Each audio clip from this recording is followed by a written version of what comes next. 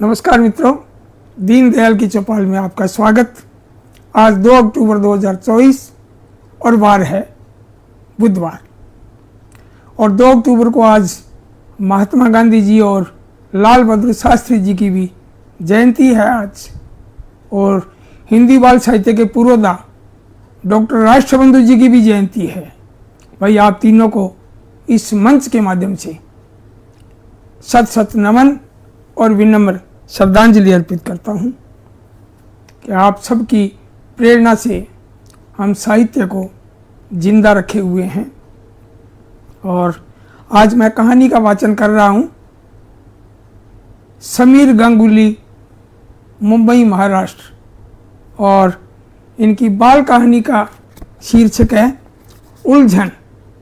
बहुत ही प्रेरणाप्रद जबरदस्त बाल कहानी है। वास्तव में ये जो है आज की एक समस्या को भी इंगित करती है और समस्या को सुलझाने में राहत भी प्रदान करती है। तो कोई कमेंट नहीं आ रहा है, तो ऐसा लग रहा है जैसे क्या पता कहानी चल रही है या नहीं चल रही है।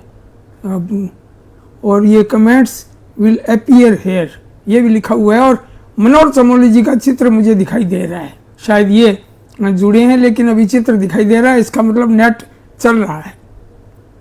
और हो सकता है वो चिन्ह जो है वो, हाँ मैं सोच रहा था कहीं व्हाट्सएप का चिन्ह सा दिख रहा था। भाई बहुत बहुत स्वागत मनोहर चमोली जी। मनोहर चमोली मनु साहब, पौड़ी गढ़वाल उत्तराखंड से, भाई बहुत बहुत स्वागत। इतने ज़बरदस्त रचनाकार आज हमारे यहाँ पधारे हैं मंच पर, आपका बहुत बहुत स्वागत। और मैं अब समीर गांगुली जी की एक कहानी उलझन प्रस्तुत करने जा रहा हूं। अब सुनिएगा सभी साथी लोग। और कहानी शुरू करता हूं। गांव में जब अपनी बग्घी पर सवार होकर दादाजी मरीजों को देखने निकलते थे, तब उनकी शान देखने लायक होती थी। उनका होम्योपैथिक दवाइयों का बक्सा साक्षात धन्वंतरी वैद्य के खजाने सा कामयाब रहा है। हमेशा हमेशा आसपास के 3 गांवों में सिक्का चलता है दादाजी की डॉक्टरी का। और दादाजी कार या मोटरसाइकिल के बजाय इसी शान की सवारी को पसंद करते हैं, बग्घी को। और गांव में हैजा फैले या पी लिया, बस ऐसे समय में दादाजी की दवाओं का यश देखते ही बनता है।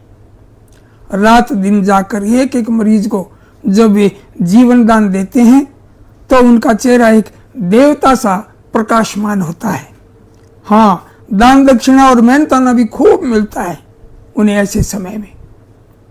और तब कुछ की इच्छा होती है कि दादाजी जैसा कामयाब होम्योपैथ डॉक्टर बनने की। किंतु शहर में पिताजी की शान ही अलग है। पिताजी बड़े अंग्रेजी डिग्रीधारी डॉक्टर हैं, MBBS, एलोपैथी के डॉक्टर, चीर फाड़ में माहिर। कार, बंगला, वीडियो क्या नहीं है उनके पास। पिताजी जब दवा खाने में जा बैठते हैं तो रुपया जैसे उन पर बरसने लगता है। मरीज पिताजी पर इतना विश्वास करते हैं जितना शायद भगवान पर भी न कर सके, क्योंकि भगवान को तो उन्होंने देखा नहीं। और पिताजी भी तो मरीजों की खातिर सुध बुध खो बैठते हैं। तभी तो कुछ चक्कर में पड़ जाता है।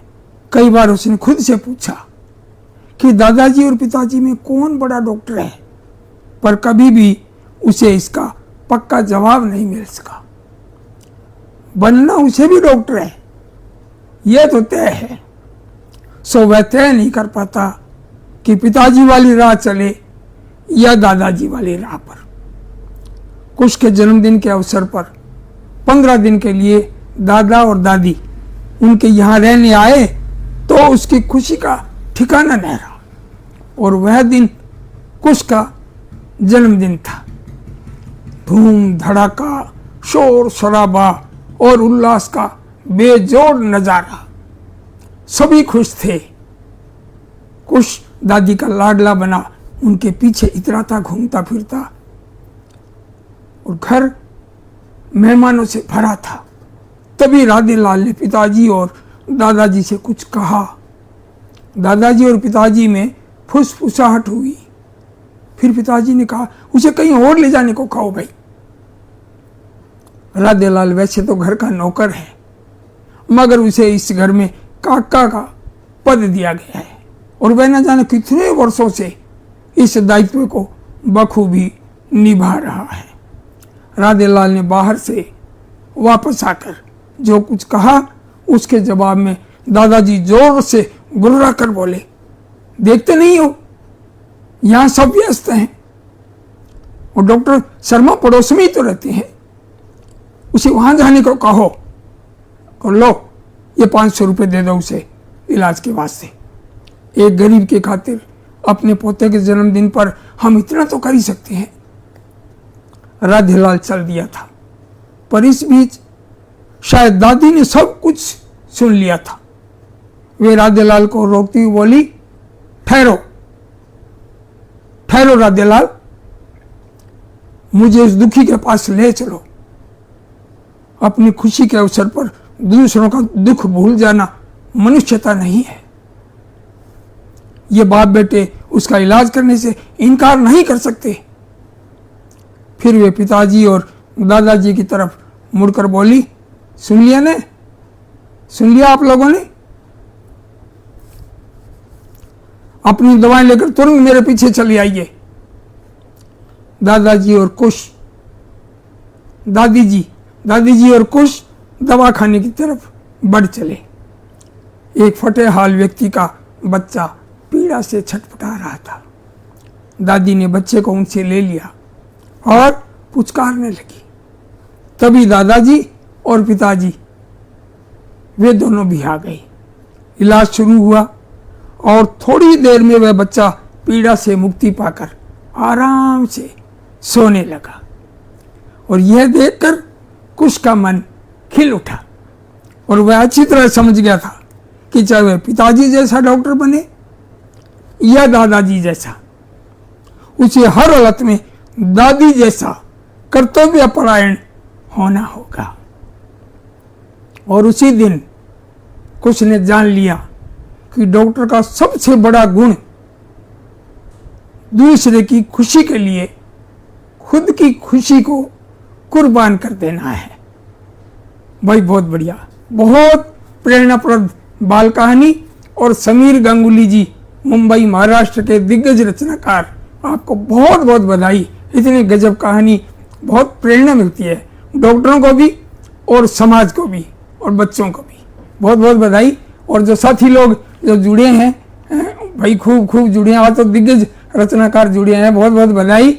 मनोहर चमोली जी मनु पौड़ी गढ़वाल से और इंद्रजीत कौशिक बीकानेर से। आप भी हिंदी और राजस्थानी के कहानीकार और कवि हैं।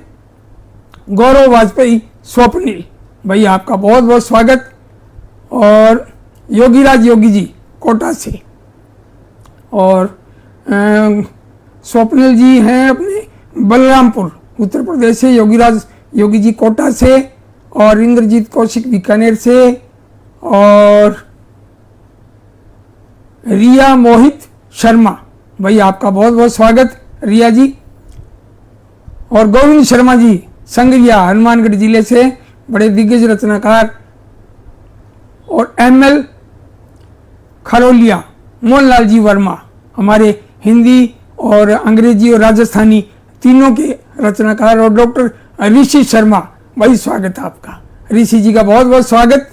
और ऋषि जी को मैं बधाई देना चाहूँगा कि आपने मेरी एक कविता बारिश पाठ्यक्रम के लिए ली है और बहुत खुशी हो रही है, बहुत बढ़िया लग रहा है। बहुत बहुत बधाई देता हूँ कि बच्चे हमारी रचनाओं को पढ़े, आपकी पुस्तकों के माध्यम से पढ़े, अच्छा लगता है।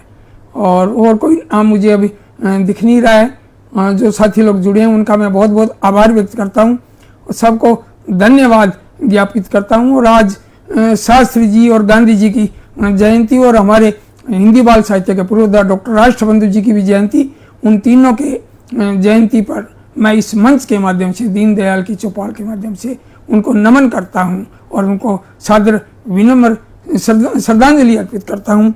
आपको बहुत बहुत उनको नमन। इसी तरह हमें जो है प्रेरणा देते रहें और हमें हमारा मार्गदर्शन करते रहें अपनी अच्छाइयों के माध्यम से, अपनी रचनाओं के माध्यम से। तो अब खूब समय हो गया, तो आपका बहुत बहुत धन्यवाद। अब कल मिलते हैं हिंदी बाल कविताओं के साथ शाम को 5 बजे, और कार्यक्रम का नाम है दीनदयाल की चौपाल। नमस्कार, धन्यवाद।